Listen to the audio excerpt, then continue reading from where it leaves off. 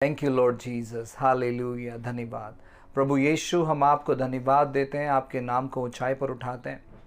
परमेश्वर आप महान हैं, आप अद्भुत हैं, आप कृपालु हैं, आप दयालु हैं। परमेश्वर प्रभु प्रार्थना करते हैं इस समय कि आप हमसे बातें करें। परमेश्वर प्रभु जब तक आप हमसे बातें नहीं करेंगे परमेश्वर, तब तक हम आपको जान नहीं पाएंगे। प्रभु जब तक आप अपने आप को प्रकट नहीं करेंगे परमेश्वर, तब तक हम आपको अनुभव नहीं कर पाएंगे। प्रभु हम प्रार्थना करते हैं परमेश्वर, खास करके प्रभु जी आज और कल के दिन को हम आपके हाथों में देते हैं। पवित्र आत्मा आप मार्गदर्शन करिए प्रभु, आपके वचन के अनुसार आप अपने आप को प्रकट करिए परमेश्वर, और होने दे प्रभु हम और करीब से आपको अनुभव करना चाहते हैं प्रभु जी, और आपने अनुग्रह किया, धन्यवाद देते हैं। महान महिमा आपको देते, प्रार्थना यीशु के नाम से मांगते हैं, आमेन आमेन आमेन। सो फिर एक बार प्रभु यीशु मसीह के नाम से आपका स्वागत अभिनंदन करते हैं। कल हमने जो थियोलॉजी का इंट्रोडक्शन दिया था कि थियोलॉजी क्या है, और आज उसी आधार पर हम एक बहुत इम्पॉर्टेंट विषय को सीखने पर है, और मैं चाहता हूं कि आप ध्यानपूर्वक इन बातों को आप सीखें। अगर आप लिख सकते हैं तो आप ज़रूर इट्स नोट्स को लिख कर रखिए, क्योंकि फिर कुछ समय के बाद हम दोबारा जो है ना इस स्टडी को हम चालू करेंगे। 1 या 2 हफ्ते के बाद वापस हम इन चीज़ों को हम सीखेंगे। आज एक बहुत इम्पॉर्टेंट विषय जो कि शायद ही आपने कभी गौर किया होगा, या फिर शायद ही कभी आपने यह चीज़ सुना होगा, ऐसे विषय को हम सीखने पर है, और वह है परमेश्वर का ज्ञान, द नॉलेज ऑफ गॉड। परमेश्वर का ज्ञान यानी परमेश्वर के प्रति हम कितना ज्ञान रखते हैं। आज आप बहुत सिंपल स्क्रिप्चर के द्वारा मैं आपको उत्साहित प्रोत्साहित करूंगा कि आप परमेश्वर के बारे में कितना जानते हैं। जैसे जैसे हम सुनेंगे ये बहुत बुनियादी है, ये बहुत बेसिक है, ये बहुत सर्वसाधारण है, लेकिन ये अपने आप में बहुत उत्तम है। ये बेसिक है लेकिन बहुत सामर्थ्यशाली है। अगर आप इन बेसिक चीज़ों को अगर आप ये जानेंगे तो आप अनुभव करेंगे बहुत सारे अद्भुत और महान चीज़ों को। तो आज जैसे हम बात कर रहे हैं परमेश्वर के ज्ञान के बारे में, देखो ये जो सिस्टमेटिक थियोलॉजी है ये पूरे तौर पर परमेश्वर के ज्ञान के बारे में ही बात करता है, बाकी कोई चीज़ों के बारे में ये फोकस नहीं करता है। ये फोकस करता है परमेश्वर के ज्ञान के बारे में। आप जब भी कभी कोई भी थियोलॉजी का क्लास जब आप अटेंड करेंगे तो सबसे मुख्य बात वहां पर होना चाहिए कि वह क्लास आपको परमेश्वर के बारे में ज़्यादा बताना चाहिए। जैसे कि मैंने आपसे कल कहा था कि हम जो प्रचार सुनते हैं, हम प्रचार में अधिकतर बातें हमारे बारे में सुनते हैं, यानी उत्साहित प्रोत्साहित वाले, जो कि गलत नहीं है। परमेश्वर आपके जीवन में बहुत अच्छी चीज़ों करेगा, प्रभु आपको इस्तेमाल करेगा, ये होगा वो होगा, हम बहुत उत्साहित प्रोत्साहित होते हैं। लेकिन बहुत कम ऐसे चीज़ों को हमें सीखने मिलता है जहां पर परमेश्वर के ज्ञान के बारे में कोई हमें बताता है। और ये थियोलॉजी एक ऐसा विषय है जहां पर हम केवल परमेश्वर के बारे में सीखते हैं, हम केवल परमेश्वर के बारे में जानते हैं। देखो कभी कभार अगर आपने कभी कोई आश्चर्यचकित बात देख लिया तो आप क्या करते मालूम है, आप कहते हैं वाह ये कितना सुंदर है, ये कितना अद्भुत है, मैंने अभी तक इस चीज के जैसा कोई चीज अभी तक मैंने देखा नहीं है। आप क्या करते हैं, आप उसकी सराहना करते हैं, आप उसकी प्रशंसा करते हैं।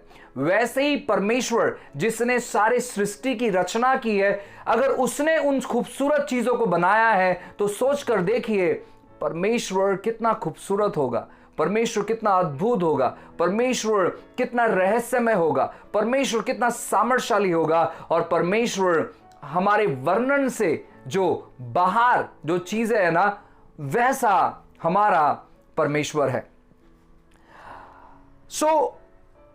पूरे इतिहास में जब आप स्टडी करेंगे पूरे संसार के लोगों के बारे में, आपको मालूम है हर एक जाति और हर एक धर्म के जो लोग हैं वे परमेश्वर की खोज हर सदी में करते हैं, वे हर जगह परमेश्वर को ढूंढते हैं।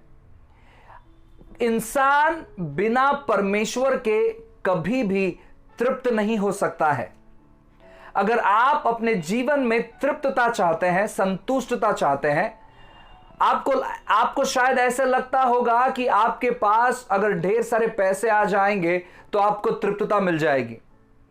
आपको शायद ऐसे लगता होगा आपकी सेवकाई जो अभी 100, 200 या 500 लोगों में है, अगर 5 लाख लोग आपके चर्च में आ जाएंगे तो शायद आप बहुत तृप्त हो जाएंगे और आप बहुत संतुष्ट हो जाएंगे। आपको लगता होगा कि आपके अकाउंट में फिलहाल अभी 5, 10, 20 हजार या 1 लाख या 2 लाख रुपए, अगर आपके अकाउंट में 1-2 करोड़ रुपए आ जाएगा तो आप बहुत ही संतुष्ट और बहुत ही तृप्त और बहुत ही रोमांचक या फिर आनंदित व्यक्ति बन जाएंगे, ऐसे आपको लगता होगा। लेकिन यह आपकी जो सोच है यह गलत है।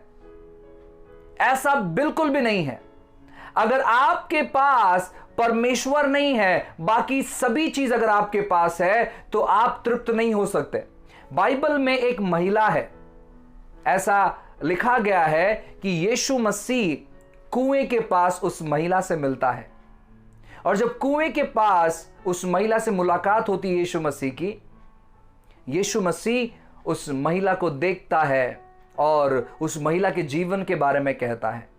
बाइबल कहता है कि वो महिला अपनी तृप्तता को, अपनी संतुष्टता को इंसानों में ढूंढ रही थी। उसने पहला विवाह किया और वो प्यार, वो खुशी उसके उस पति से नहीं मिला। उसने दूसरा विवाह किया, उसने तीसरा व्यक्ति के साथ अफेयर किया, उसने चौथा और पांचवा, ऐसे वो अपने जीवन में काफी लोगों के साथ उसने अफेयर किया। क्या करने के लिए? संतुष्टता ढूंढने के लिए, तृप्तता ढूंढने के लिए। लेकिन जब प्रभु यीशु मसीह से उसका मुलाकात हुआ, उसे पता चल गया कि संतुष्टता किसी इंसान में नहीं है, संतुष्टता मसीह में है। और उसने क्या किया? उसने मसीह को ग्रहण किया और पूरे अपने इलाके में, पूरी समारिया में जाकर उसने मसीह के सुसमाचार को सुनाया। वो इतनी आनंदित हो गई, वो इतनी तृप्त हो गई यीशु के एक मुलाकात से। हमारे जीवन में हम जितने भी लोग आज यहां पर जुड़े हैं, जितने भी लोग सुन रहे हैं, हमें लगता होगा कि हमारे जीवन में अगर परमेश्वर बहुत सारे अद्भुत और आश्चर्यचकित अगर काम करेंगे तो शायद हम बहुत तृप्त रहेंगे। मैं आपसे कहना चाहता हूं, तृप्तता परमेश्वर के कार्य में नहीं है, तृप्तता स्वयं परमेश्वर में है। आप जितना ज्यादा परमेश्वर के बारे में ज्ञान रखेंगे, उतना ज्यादा आपका जीवन, आपका मन, आपका हृदय और आप स्वयं तृप्तता से भरे रहेंगे।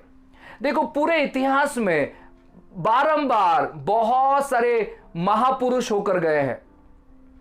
आप किसी भी दुनिया या किसी भी देश के बारे में, यानी जिस दुनिया में हम रहते हैं, जिस दुनिया में यानी जिस क्षेत्र में हम रहते हैं, जिन लोगों में हम रहते हैं, जिन समाज में हम रहते हैं, ये हमारी एक दुनिया है।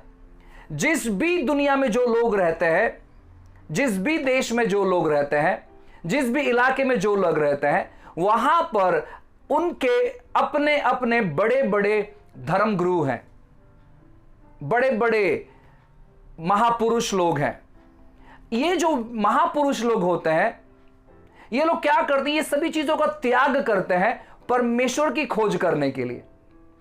आप सभी जानते हैं कि बहुत सारे ऐसे लोग हैं जिनका नाम मैं पब्लिकली नहीं लेना चाहूंगा। ऐसे बहुत सारे लोग राजा महाराजा होकर गए हैं, और जब उनको पता चला कि तृप्तता उनके राज्य में नहीं है, तृप्तता उनके पैसों में नहीं है, तृप्तता उनके विरासत में नहीं है, तृप्तता उनके खानदान में नहीं है, लेकिन तृप्तता जो है ना वो परमेश्वर में। उन्होंने अपना सारा राजकीय अधिकार, पैसा, ये सारा चीज इन्होंने त्याग दिया और इन्होंने क्या क्या मालूम है क्या? ये साधु संत बन गए। क्या करने के लिए? परमेश्वर को ढूंढने के लिए। और वहां पर परमेश्वर की खोज में जो है ना उन्हें तृप्तता नहीं मिली। उनको परमेश्वर नहीं मिले, लेकिन परमेश्वर की खोज में वो तृप्त हो गए। इतिहास में लोगों ने अपना सब कुछ त्याग दिया परमेश्वर की खोज करने के लिए। इन चीजों को हमें हल्के में नहीं लेना है। जितने भी बड़े बड़े लोग थे, इन्होंने क्या किया? इन्होंने अपना सब कुछ त्याग दिया परमेश्वर की खोज करने के लिए। और कुछ लोगों को प्रभु मिले और कुछ लोगों को प्रभु नहीं मिले। जो लोगों को प्रभु मिले उनमें से कुछ लोग हैं जिनका नाम साधु सुंदर सिंह है। वो परमेश्वर की खोज में इतने दीवाने हो चुके थे, उन्होंने कहा कि परमेश्वर अगर आप मुझे दर्शन नहीं दोगे तो आज मैं इस रेल पटरी के नीचे अपना जान दे दूंगा। क्योंकि वो परमेश्वर से मुलाकात करने के लिए वो मृत्यु भी सहने के लिए तैयार हो गए थे, और परमेश्वर ने उनके साथ मुलाकात किया। और इतिहास में हर समय, हर सदी में ऐसे बहुत सारे लोग जो है ना, अपना सब कुछ त्याग कर परमेश्वर को खोजते हैं। धन्य है आप और मैं, क्योंकि परमेश्वर ने हमें खोजा है। हालेलुया। अगर परमेश्वर ने हमें खोज कर निकाला है, अब यह हमारा कर्तव्य है, अब यह हमारा काम है कि हम क्या करें, हम परमेश्वर के ज्ञान को इकट्ठा करें कि हमारा परमेश्वर कैसा है, हमारा परमेश्वर कितना अद्भुत है, हमारा परमेश्वर किस प्रकार अपना जीवन बिताते हैं, हमारा परमेश्वर किस प्रकार हमारे बारे में सोचते हैं, हमारे परमेश्वर किस प्रकार विचार करते हैं। ये हमें परमेश्वर के वचन के अनुसार ढूंढना है। और जितना ज्यादा आप परमेश्वर को उनके वचनों में ढूंढेंगे, उतना ही ज्यादा आप दिन प्रतिदिन तृप्त होते चले जाएंगे। दिन प्रतिदिन आप परमेश्वर को अपने जीवन में अनुभव करेंगे। ये जो बातें हैं जो इतिहास के लोग ढूंढते हैं, ये बहुत बड़ा विषय है। अगर आप पूरे विश्व में आप देखेंगे तो आज मालूम है मसीह लोगों के ऊपर क्यों विरोध हो रहा है? क्योंकि जो लोग मसीह लोगों का विरोध करते हैं, वो अपने ईश्वर के लिए विरोध करते हैं। आप समझ पा रहे हैं? वो अपने ईश्वर के लिए, उनका प्यार परमेश्वर के प्रति इतना महान है कि वो अपने ईश्वर के सामने किसी को देखना नहीं चाहते। वो अपने ईश्वर के सामने किसी दूसरे परमेश्वर के बात को सुनना नहीं चाहते। वो इतना प्रभु के पीछे वो पागल है। हालांकि सत्य वो नहीं जानते हैं, वो एक दूसरी बात है, लेकिन उनका पागलपन देखो। वो परमेश्वर के लिए कुछ भी करने के लिए तैयार है। उनका प्यार कितना है। हम काफी बार जो मसीह लोग हैं, हम क्या करते हैं मालूम है क्या? हम कहते देखो ये लोग मसीह विरोधक लोग हैं, ये लोग ऐसे हैं, ये लोग वैसे हैं, ये लोग चर्च चलाने नहीं देते हैं, ये लोग प्रार्थना बंद करवा देते हैं। लेकिन उनका प्यार देखो उनके परमेश्वर के लिए कैसे। ये शैतान के लोग, हम तरह तरह का नाम दे देते हैं, लेकिन उनका प्यार उनके परमेश्वर के प्रति देखो कैसे। उनको बहुत सारा चीज पता नहीं है, फिर भी वो अपने ईश्वर के प्रति दीवाने हो चुके। हम मसीह लोग भी इसी प्रकार अपने परमेश्वर के ज्ञान को इकट्ठा करने के लिए हमें दीवाना बन जाना है। हमें विरोध नहीं करना है, हमें किसी का कत्ल नहीं करना है, क्योंकि बाइबल ये चीज को परमिशन नहीं देता है। किसी को मारना नहीं है, किसी को धमकाना नहीं है, लेकिन हमें परमेश्वर के बारे में ज्ञान को इकट्ठा करना है। अगर आप सच में मसीह व्यक्ति है तो आपको आपके परमेश्वर के बारे में जब लोग सवाल पूछे तो आपको पता होना चाहिए कि वो सवाल का जवाब आप कैसे दें। ऐसा लिखा है अय्यूब अध्याय 23 और वचन 3।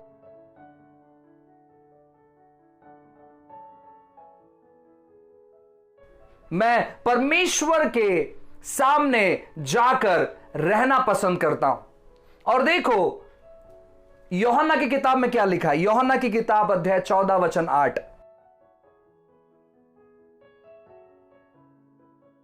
अब यहां पर यीशु मसीह के जो शिष्य है उनके हृदय का पुकार देखिए कैसे।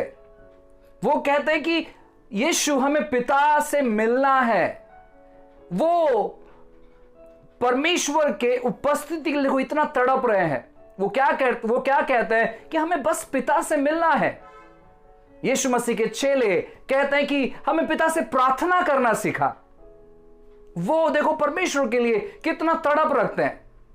आज हम क्या करते मालूम है क्या? परमेश्वर के बारे में ज्ञान इकट्ठा नहीं करते हैं। हम परमेश्वर के बारे में कि प्रभु कैसे रहते हैं, प्रभु कौन से जोन में रहते हैं, परमेश्वर किस प्रकार अपना जीवन बिताते हैं, परमेश्वर किस प्रकार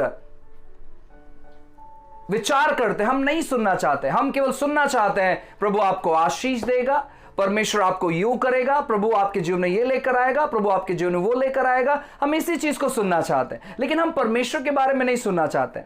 आपको मालूम है ऐसे बहुत सारी चीजें हैं जिनका शुरुआत है और जिसका अंत है। ऐसे बहुत सारी चीजें हैं जिनका शुरुआत है और अंत नहीं है। ऐसे बहुत सारी चीजें हैं जिनका शुरुआत भी नहीं है और अंत भी नहीं है।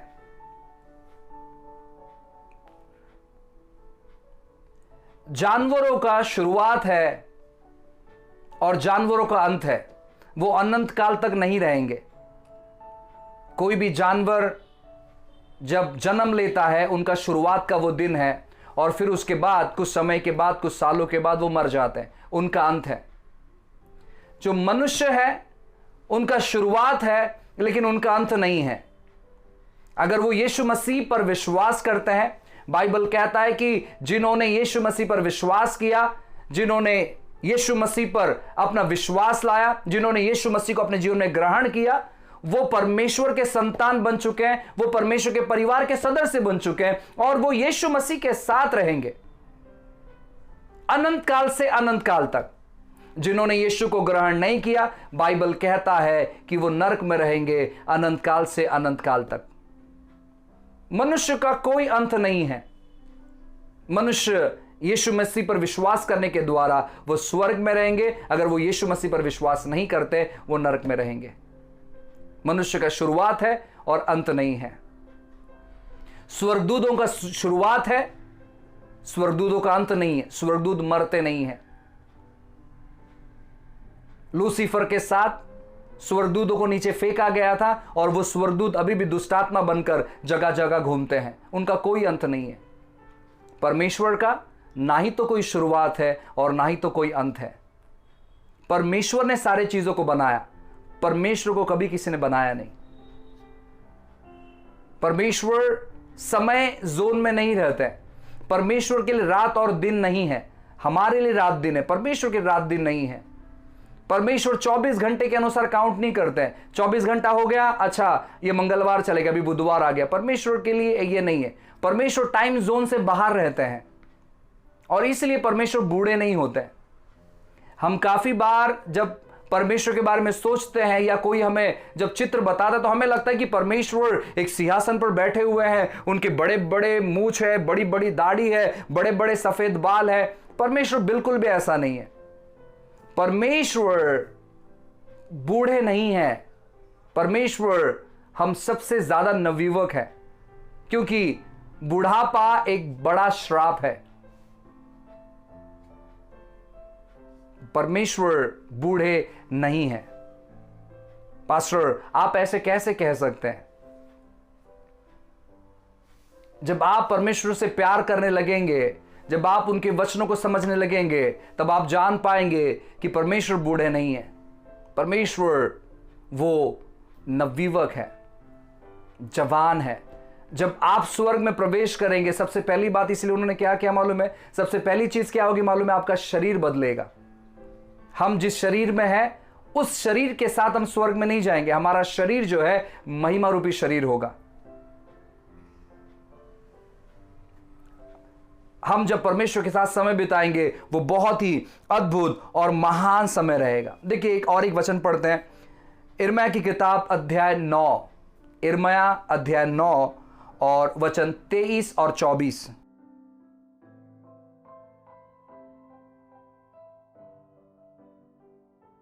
किस पे घमंड करना है हमें? जो मुझे जानता है कि मैं ही यहोवा हूं। परमेश्वर को जानने में हमें घमंड करना है। वो मुझे कितने सामर्थशाली से इस्तेमाल करता है। मेरे द्वारे 10 मुर्दे जिंदे हो चुके हैं। मैं जिधर भी जाता हूं, परमेश्वर भविष्यवक्ता के तौर पर मेरा इस्तेमाल करता है। मैं अभी सबसे बड़ा भविष्यवक्ता हूं। मेरे चर्च में सबसे ज्यादा लोग आते हैं और ये हो रहा है। नहीं नहीं नहीं, आपको घमंड किस में करना है? परमेश्वर को मैं जानता हूं। जितना ज्यादा आप परमेश्वर को जानेंगे, उतना ज्यादा आप कह पाएंगे कि मैं परमेश्वर से प्यार करता हूं, क्योंकि वो बहुत भला है। आपको अगर घमंड करना है तो आपको परमेश्वर के ज्ञान में घमंड करना है, वीरता पर नहीं, महिमा पर नहीं, लेकिन परमेश्वर के ज्ञान पर। और एक खूबसूरत वचन है, यशायाह किताब अध्याय 11 और वचन 9।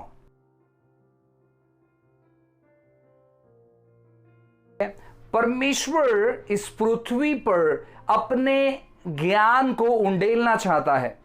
अब यह कौन से लोगों पर उंडलेगा? जो भूखे प्यासे हैं। परमेश्वर रुचि रखता है खुद को लोगों पर प्रकट करने के लिए, लेकिन बहुत सारे लोग इन चीजों की रुचि नहीं रखते। परमेश्वर को जानने की रुचि नहीं रखते, परमेश्वर को समझने की रुचि नहीं रखते। अगर परमेश्वर किसी को दर्शन दे और कहे कि बेटे तू क्या चाहता है कि मैं तेरे लिए करूं, तो लोगों का अपना अपना विश मांगना पूरा हो जाएगा, इच्छा प्रकट करना पूरा हो जाएगा।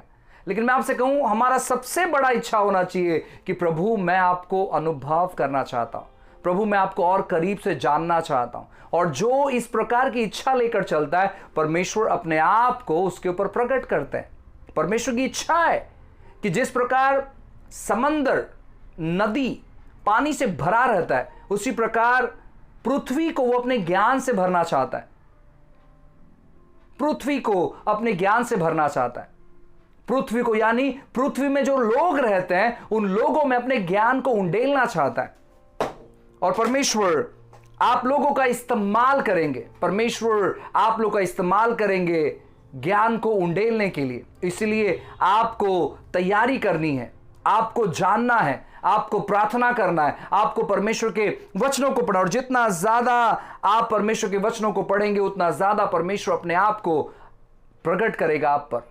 देखो, और एक खूबसूरत वचन है जो कि हम सभी लोगों के लागू होता है। बाइबल कहता है, यशायाह किताब अध्याय 1 वचन 2 और 3, परमेश्वर अपने लोगों से बातें करता है। देखो, आज यही बड़ा सवाल है ना, हमारे हर एक लोगों के ऊपर लागू होता है कि क्या हम सच में परमेश्वर को उसका महिमा देते हैं?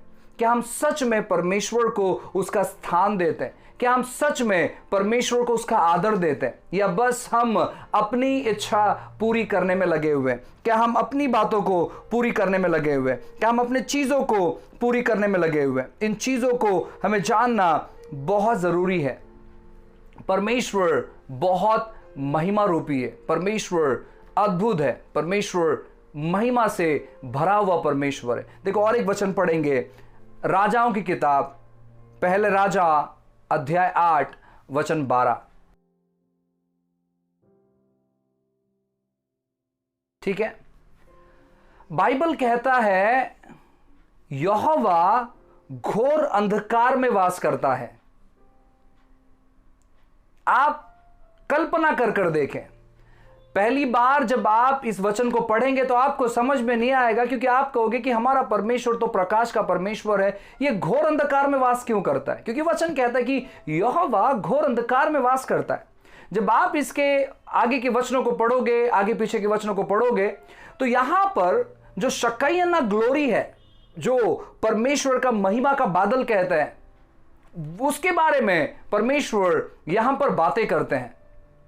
मैं आपसे कहना चाहता हूं कि हमारे दृष्टिकोण से वो लगता है कि घोर अंधकार से भरा हुआ है, लेकिन मैं आपसे कहना चाहता हूं कि परमेश्वर को लोग देख नहीं पाते। उसका एक कारण है, आज जितने भी हम लोग बैठे हुए हैं, मैं आपसे कहना चाहता हूं, हम वो लोग होने चाहिए थे जो हर दिन परमेश्वर से बात करें, लेकिन कुछ ऐसे कारणों के वजह से हमारा और परमेश्वर के बीच में एक बहुत बड़ा अंतर पड़ चुका है। और काफी बार हम अपने मन की बातों को सुनते हैं, काफी बार हम परमेश्वर तक पहुंच नहीं पाते। उसका एक कारण है, और वह यह है कि हम परमेश्वर के बारे में बहुत कम जानते हैं, बहुत कम जानते हैं। परमेश्वर बहुत अद्भुत है, परमेश्वर बहुत महान है, परमेश्वर बहुत विशाल है। परमेश्वर को कोई भी व्यक्ति पूरे तौर पर नहीं समझ सकता। मैंने कल आपको एक उदाहरण दिया था, मैंने आपको बताया था कि आप लकीर खींचो, एक गोल ड्रॉ करो। आप में से बहुत सारे लोगों ने किया होगा, और लास्ट में मैंने आपके दिमाग का साइज मैंने बताया था। हम इतने छोटे से दिमाग को लेकर हम उस परमेश्वर के बारे में चर्चा कर रहे हैं, उस परमेश्वर के बारे में सीख रहे हैं जो बहुत विशाल है, जो बहुत बड़ा है। कल अगर दोपहर को लगभग 11-12 बजे अगर आप आसमान की तरफ देखेंगे तो क्या आपको आसमान दिखेगा? नहीं दिखेगा? आसमान नहीं दिखेगा। 11-12 बजे अगर आप, या फिर अभी अगर आप बाहर निकल के आसमान की तरफ देखोगे तो आसमान दिखेगा आपको? हां, लेकिन पूरा दिखेगा? पूरा आसमान दिखेगा? आप आसमान क्लियर देख पाओगे लेकिन पूरा नहीं देख पाओगे। आपको आसमान क्लियर दिखेगा, अभी शायद थोड़ा अंधेरा दिखता होगा, लेकिन कल सुबह आपको क्लियर दिखेगा, लेकिन पूरा नहीं। परमेश्वर उस आसमान से कई गुना ज्यादा बढ़कर है। ऐसे कई आसमान परमेश्वर के अंदर रहते हैं,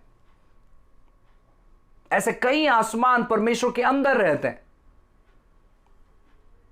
परमेश्वर इतना विशाल है, परमेश्वर असीमित है और हम सीमित है। परमेश्वर अमर्यादित है और हम मर्यादित है। परमेश्वर को किसी चीज में कोई कंटेन नहीं कर सकता, रख नहीं सकता, लेकिन मनुष्य को चीजों में रखा जा सकता है। हम घर के अंदर जीते हैं। परमेश्वर, मैं आपसे कहना चाहता हूं ना, स्वर्ग में नहीं रहते हैं। बहुत सारे लोगों को लगता है कि परमेश्वर स्वर्ग में रहते हैं, लेकिन यह आपकी गलतफहमी है। परमेश्वर को रहने के लिए कोई स्थान नहीं है। अगर आप इंग्लिश बाइबल पढ़ेंगे, इंग्लिश बाइबल में ऐसे लिखा है, in the beginning God created the heavens and the अर्थ। आदि में परमेश्वर बहुत सारे स्वर्ग को बनाया और पृथ्वी को बनाया। उसका मतलब होता है in the beginning God created heavens and the earth. HEAVENS, heavens. परमेश्वर ने बहुत सारे स्वर्ग और पृथ्वी को बनाया। कब बनाया? शुरुआत में। तो सवाल होता है, उससे पहले परमेश्वर कहां पर थे? क्योंकि परमेश्वर ने स्वर्ग को बनाया है, तो उससे पहले कहां पर थे? हम अपने घर को हमने बनाया है, उसके पहले हम भाड़े घर पे रहते थे, लेकिन अभी हमने बना के हम खुद के घर में आ गए। तो परमेश्वर ने आदि में स्वर्ग, बहुत सारे स्वर्ग को बनाया, तो उसके पहले परमेश्वर कहीं तो थे। परमेश्वर को रहने के लिए स्वर्ग की जरूरत नहीं है। परमेश्वर को रहने के लिए कोई जगह की जरूरत नहीं, क्योंकि कोई भी जगह परमेश्वर को रख नहीं सकता है, क्योंकि परमेश्वर असीमित है, वो अमर्यादित है, उन्हें कोई कंटेन नहीं कर सकता। मनुष्य जो है वो सीमित है, और उसी के लिए वो सीमित मनुष्य असीमित परमेश्वर को पूरी तौर पर नहीं समझ सकता, जब तक कि परमेश्वर स्वयं अपने आप को प्रकट नहीं करते हैं। अगर परमेश्वर प्रकट करेंगे खुद को तो ही हम समझ पाएंगे, अन्यथा हम समझ नहीं पाएंगे। जिस प्रकार हमारा उद्धार हुआ है, हमारा उद्धार, हमारा सैल्वेशन खुद के मर्जी से नहीं हुआ है। हम चाहते हैं हमारा उद्धार हो जाए, उसके वजह से नहीं हुआ है। यह परमेश्वर ने हम पर प्रकट किया, यह परमेश्वर ने हमको बुलाया, परमेश्वर ने हमें चुना, परमेश्वर ने हमारा चुनाव किया, परमेश्वर ने हमें लोगों से अलग किया, परमेश्वर ने हमें संसार से अलग किया। उसी के वजह से हम परमेश्वर को जान रहे हैं। जब तक परमेश्वर अपने आप को हम पर प्रकट नहीं करेंगे, तब तक हम परमेश्वर को नहीं जान पाएंगे, क्योंकि हम सीमित है और परमेश्वर असीमित है। परमेश्वर असीमित है। आप जितना चाहे कोशिश कर लो, जब तक वो अपने आप को प्रकट नहीं करता, आप परमेश्वर के बारे में नहीं जान पाएंगे। और यही भूख और प्यास हमारे अंदर होना चाहिए कि परमेश्वर, हम आपको जानना चाहते हैं। प्रभु, हम आपको समझना चाहते हैं। परमेश्वर, हम आपको अनुभव करना चाहते हैं। कोई तो एक वचन पढ़िए, पहला कुरिन्थियों की किताब अध्याय 1 वचन 21।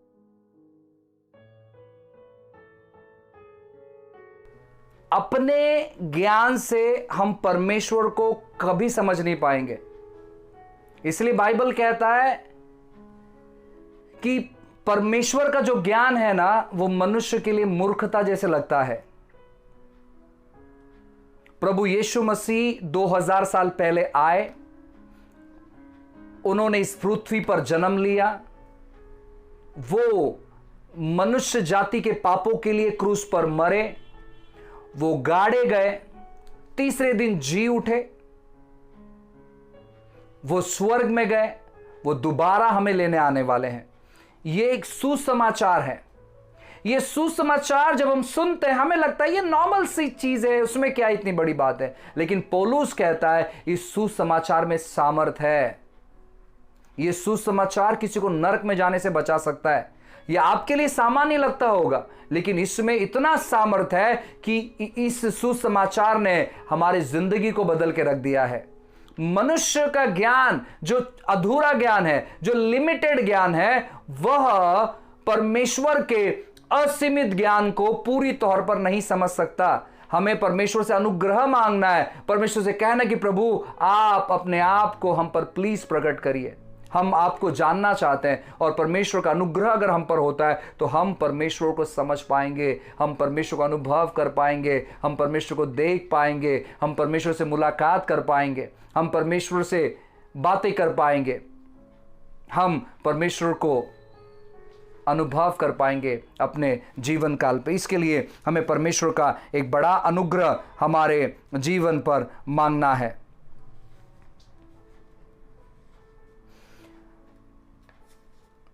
दूसरा सबसे बड़ा जो कारण है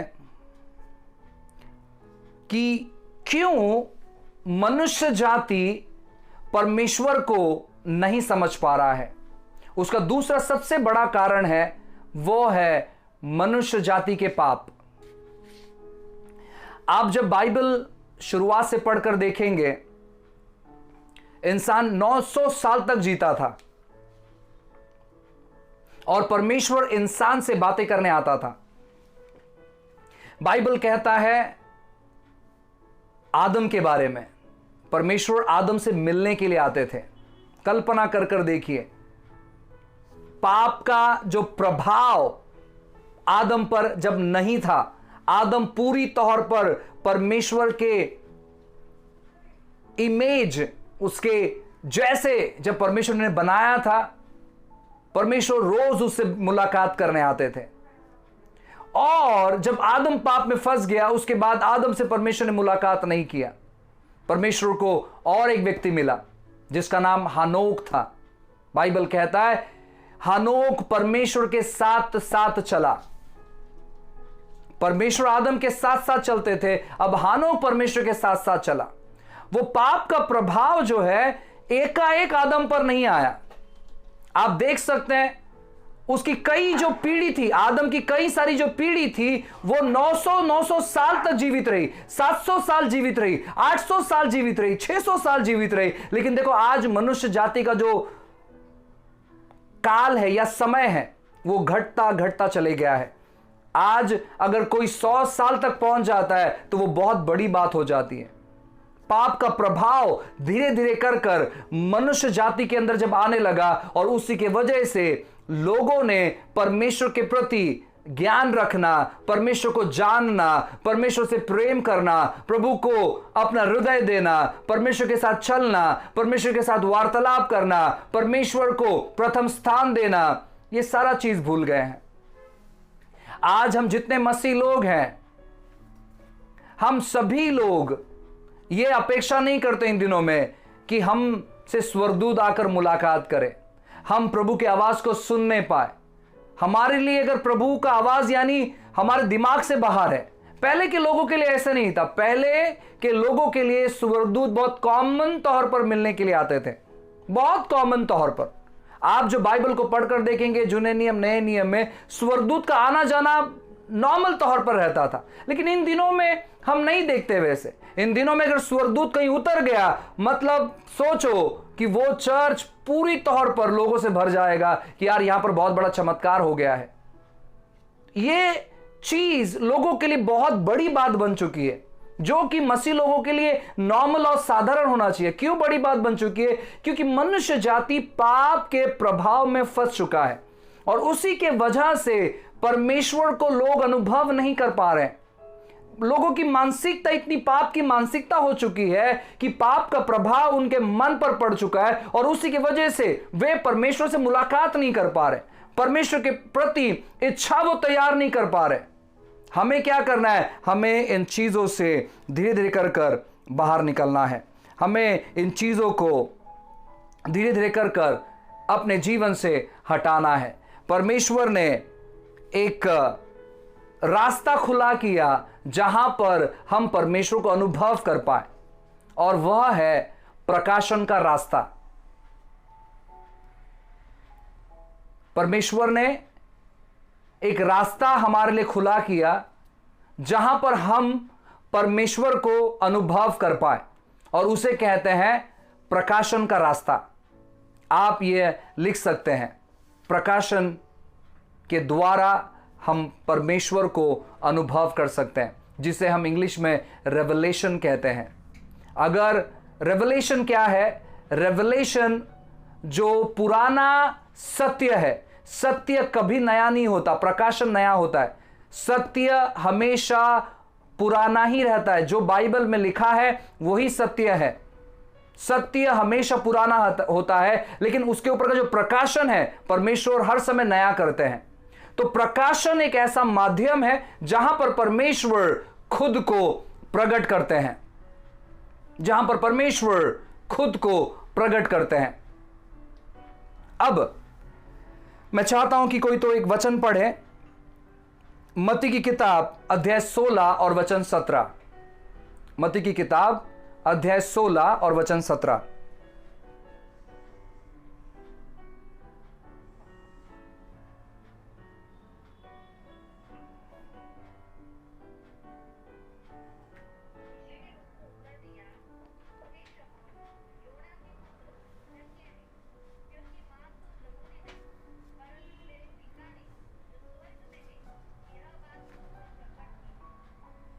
ठीक है, प्रकाशन इसका मतलब है पर्दा हटाए जाना।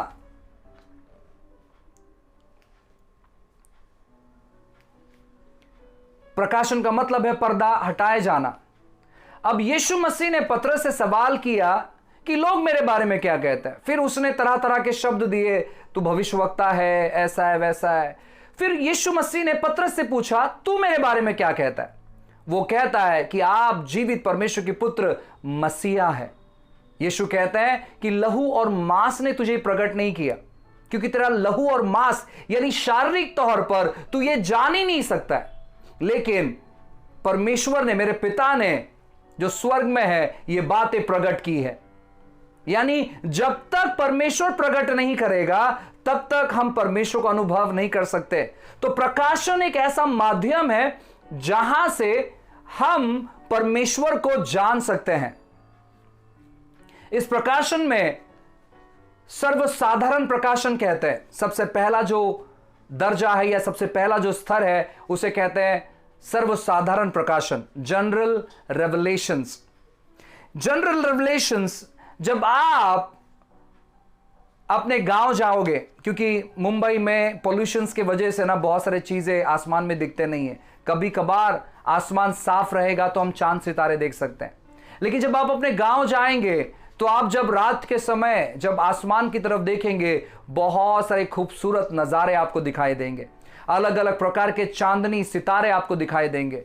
आपको बहुत सुंदर जो मून है, जो चांद है, वो दिखाई देगा। अब ये चांद, ये सितारे, ये आपको क्या कहते हैं? साइंस कहता है कि ये अपने आप बन चुके हैं, इनको किसी ने नहीं बनाया, ये अपने आप बन गया है। अगर आप 50 साल अपने घर को लॉक करके जाएंगे तो आपके घर के अंदर क्या मिलेगा आपको? कोई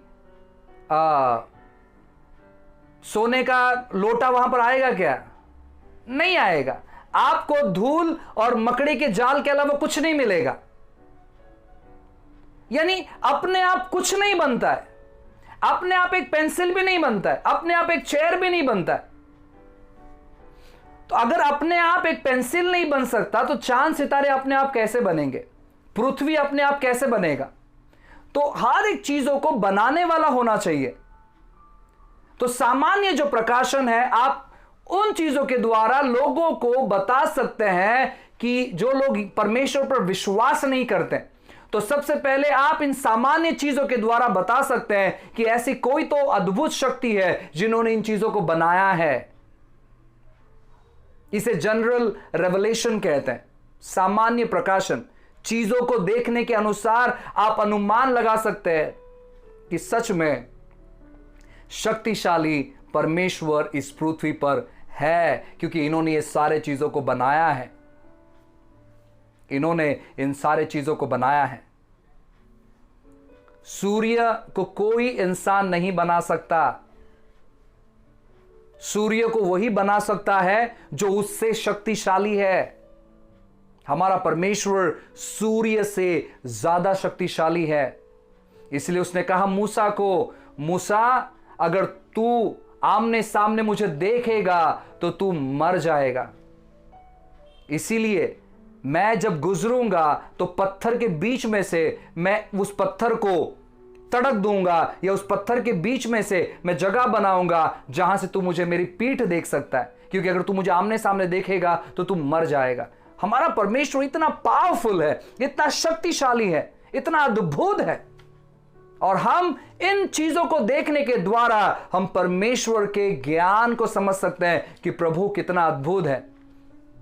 हम जिस प्रकार के पृथ्वी पर रहते हैं, ऐसे हजारों लाखों ग्रह पूरे ब्रह्मांड में घूम रही है। परमेश्वर के अलावा इन ग्रहों को कोई नहीं बना सकता है। इन ग्रहों को कोई भी नहीं बना सकता है। दूसरा जो प्रकाशन है वो आप स्वयं हैं। जैसे कि मैंने कहा कि ब्रह्मांड को पूरी तौर पर परमेश्वर ने रचा है, प्रभु ने बनाया है।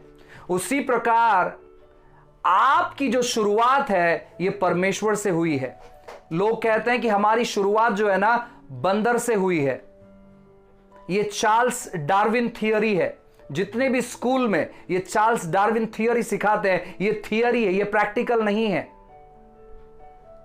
बंदर से इंसान कभी नहीं बन सकता। अगर बंदर से इंसान बनते थे तो अभी के सब बंदर इंसान बन जाते थे। मुझे ऐसा लगता है इंसान से बंदर बन सकता है, लेकिन बंदर से इंसान नहीं बन सकता। शायद आप में से बहुत सारे लोगों ने समझा नहीं है। बंदर से इंसान नहीं बन सकता। इंसान से बंदर 100% बन जाएगा, क्योंकि जमाना वैसे ही चालू है अभी। क्योंकि लोग अगर पढ़ाना चालू कर दिए कि बंदर से इंसान बन रहे हैं, तो ये कितनी मूर्खता वाली बात है। आम का पेड़, अगर हम आम का बीज लगाकर अगर हम पेरू नहीं काट सकते हैं, सेब नहीं काट सकते हैं, तो बंदर के द्वारा इंसान कभी नहीं बन सकता। तो आप स्वयं एक प्रकाशन है कि परमेश्वर की परछाई आप है। परमेश्वर आपके जैसे दिखता है। परमेश्वर ने अपने जैसे आपको बनाया है। आप जितने खूबसूरत है, परमेश्वर वैसा ही है। कोई तो ऐसे कोणी तो बोटो मोडा असा स्वतःवरती।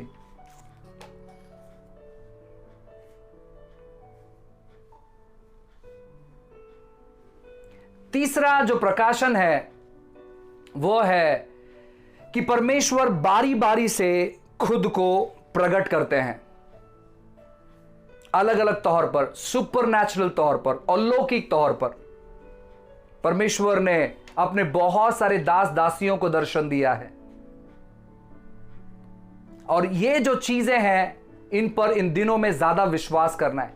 जितना ज्यादा बुरा समाचार संसार कलीसिया को देगा, उतना ही ज्यादा महान तौर पर परमेश्वर अपना समाचार संसार को देगा। वापस एक बार कहता हूं, इसको ध्यानपूर्वक सुने। जितना ज्यादा बुरा खबर संसार कलीसिया को देना चाहता है, उससे भी कई गुना ज्यादा उस समय में परमेश्वर अपना खबर संसार को देगा अपने अलौकिक चीजों के द्वारा। इसीलिए हमें इन दिनों में अपने आप को तैयार करना है परमेश्वर के महान चीजों को लोगों तक लेकर जाने के लिए। जब आप इन चीजों के ऊपर अध्ययन करना चालू करेंगे, जो वचन आपने लिखा है, जो स्टेटमेंट आपने लिखा है, जब आप इन चीजों को अध्ययन करना चालू करेंगे, परमेश्वर के बारे में सोचना चालू करेंगे, मैं आपसे कहना चाहता हूं ना, आपको नींद नहीं आएगा। आप प्रभु के प्यार में इतना खो जाएंगे कि सच में परमेश्वर कितना विशाल है, प्रभु कितना महान है, परमेश्वर कितना अद्भुत है, और ऐसे अद्भुत परमेश्वर ने हमें चुना है। ये कोई सामान्य बात नहीं है प्रियो। कोई भी व्यक्ति अगर यीशु मसीह पर विश्वास करता है तो वो सामान्य बात नहीं है, वो बहुत अद्भुत बात है, वो बहुत अनोखी बात है, वो बहुत सामर्थ्यशाली बात है। अगर आप यीशु मसीह पर विश्वास करते हैं तो मैं आपसे कहना चाहता हूं, ये बहुत सामर्थ्यशाली बात है, क्योंकि उसने आपको चुना है। जिसने सूर्य को बनाया, जिसने चांद सितारे को बनाया, उसने आपको चुना है। मालूम है क्यों? खुद को प्रकट करने के लिए, खुद को बताने के लिए कि वो कौन है, खुद को बताने के लिए कि वो कितना सामर्थ्यशाली है और वो क्या कर सकता है। हालेलुया। मैं विश्वास करता हूं कि परमेश्वर ने आपसे बातें की होगी। मैं विश्वास करता हूं कि आप प्रभु के बारे में थोड़ा बहुत सीख रहे हैं, और आने वाले दिनों में धीरे धीरे कर मैं बहुत धीरे जा रहा हूं, क्योंकि मैं चाहता हूं कि आप में से हर एक व्यक्ति इन चीजों को समझने का प्रयास करे, और धीरे धीरे कर हम और गहराई में हम जाएंगे। कल मैं कुछ चीजों को सिखाऊंगा, परमेश्वर का जो ज्ञान है मैं सारांश देकर यहां पर खत्म करूंगा, और फिर उसके बाद कुछ दिनों के बाद हम वापस 3 दिन के लिए ये थियोलॉजी के विषय में हम सीखेंगे। ठीक है? Well, greetings to you in the mighty name of Jesus Christ. Well, my name is Dr. Peter Borde, and I have a very good news to give it to you.